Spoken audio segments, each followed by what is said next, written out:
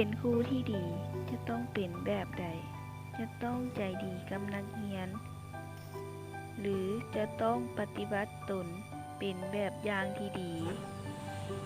จะต้องตั้งใจสอนสุดความสามารถ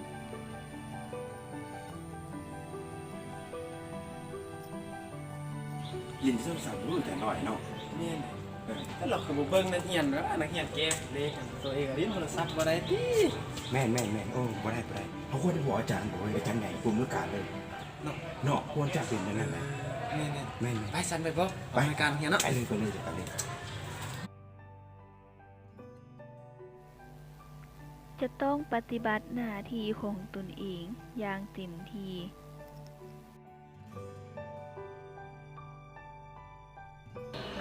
อีกแหละกับก่อนโมงอย่างไรก็3 โมงเลยโอ้บ่ได้อาจารย์เนาะแม่นดีเลยเนาะเราฟ้าไปเฮ็ดหยังนี่อาจารย์ก็นั่นแหละมาก็มาสวยแม่นเป็นโมงครึ่งมาสวยเนี่ย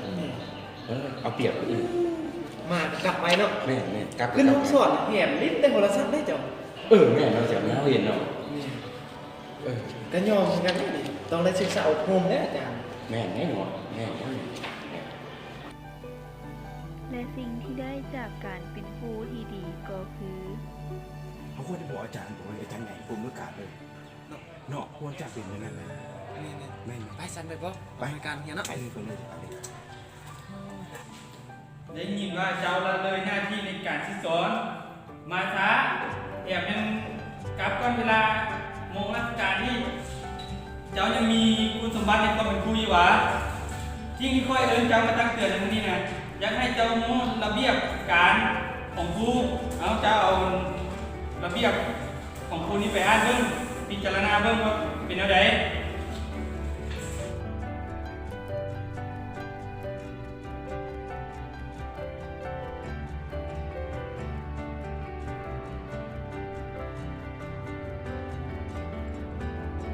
เฮ้ยโซที่นี่กูเห็นอาจารย์เห็นร่วมรายการน่ะสิไล่อาจารย์น้อยออกเลยให้เดินมองไล่ออกเห็นแล้วต่อว่าอยู่ไปถึงข้อพรไปใส่อาจารย์ปะ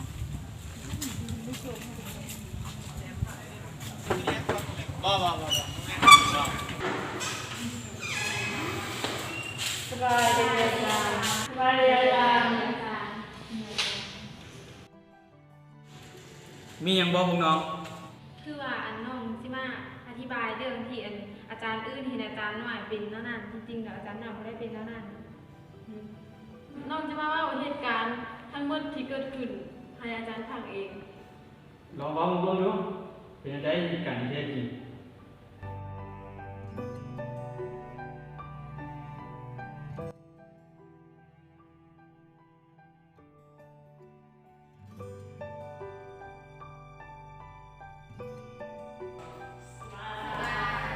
อาชีพครู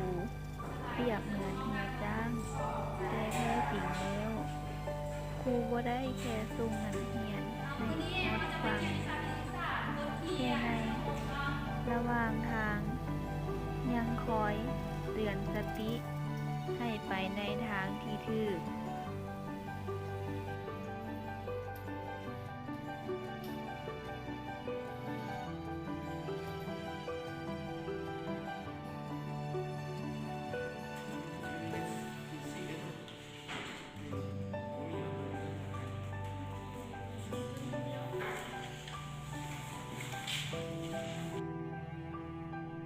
เอาเป็นจังได๋เรียนตรงนี้เขาเข้าใจมองกันการนำข้อมูลเป็นจังได๋เข้าใจเหรออาจารย์โดยมือเป็นอย่างน่ะต้องเป็นให้ที่ไหนสบายโอ้ยค่ะเอาคือที่ห้องที่ไหนมีอยากแก้ปวดเรากินบ่ร้อนสนั่นอาจารย์โทรหาผู้ปกครองแล้วเนาะให้ทำไปพักผ่อนก่อนเด้อและยังคอยเอาใจใส่ดูแลคือแม่ผู้ที่สอนสั่งรู้แต่น้อยเนาะแม่นถ้าเราคือบ่เบิ่งนักเรียนแล้วนักเรียนแก้เลขตัวเองก็ลิ้นโทรศัพท์บ่ได้ติ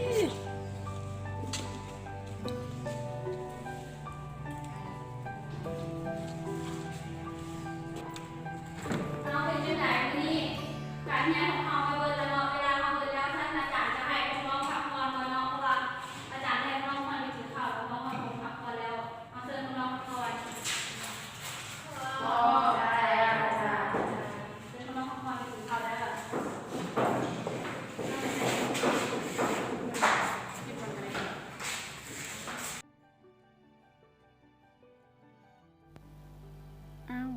ยังน้องคือบ่ไปกินข้าวนะโม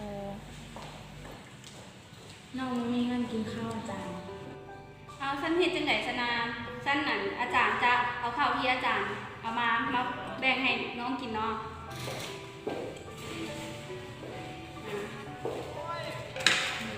อาจารย์เข้าใจ และยังปลูกฝังคุณธรรมการให้ ด้วยการเฮ็ดให้เห็นเป็นแบบอย่าง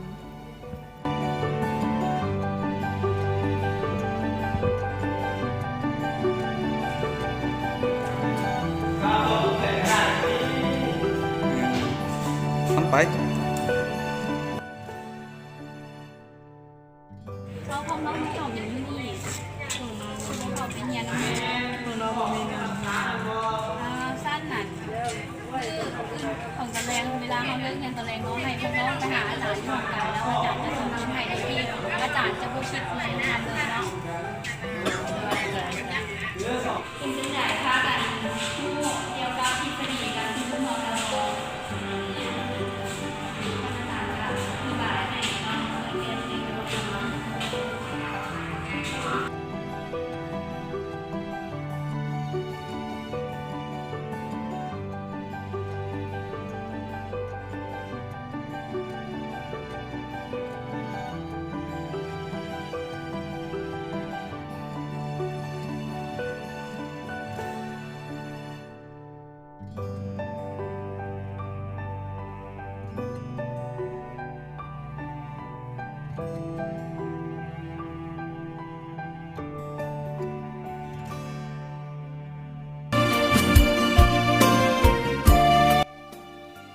เพราะครูคือผู้ให้